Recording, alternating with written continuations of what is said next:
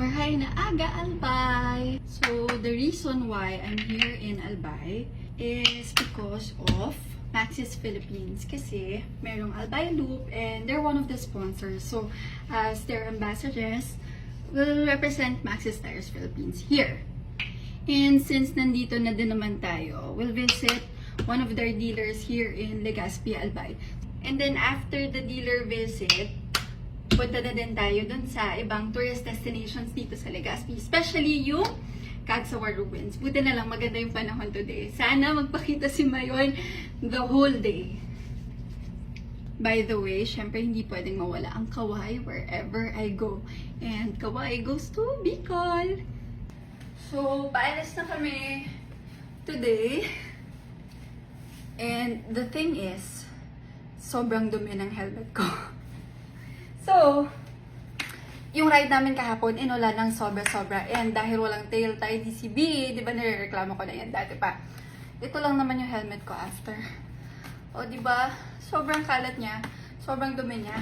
Buti na lang, dala-dala ko yung aking Quick Shine by Microtex. Yan. Alam ko kasing may ride today. And usually, kapag nag-ride talaga ako, nagdadala ako nito just in case. Kasi lagi kami nagtitake pictures ng mga bikes and yan, mga helmet. Siyempre, ang pangit naman pag sobrang dumi yung bike, diba?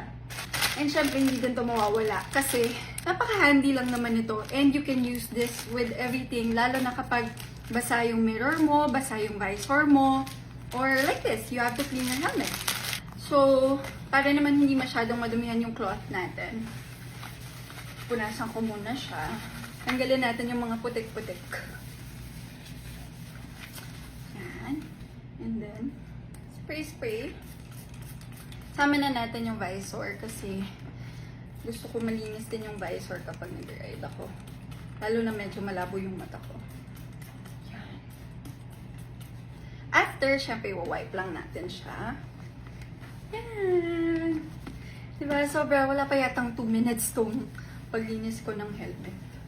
Sometimes, we tend to forget yung under ng visor. Dati, actually, nagtataka ko. Nilinis ko na yung harap, pero pag suot ko, malabo pa din siya.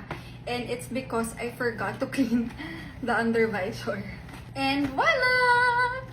Malinis na siya ulit! Tingnan niyo yung likod.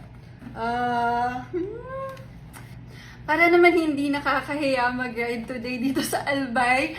Ang dumi-dumi ng helmet ko. So I hope meron silang water sa baba kasi nagdala din ako ng MTX shampoo. Baka pwede ko i-car wash si B.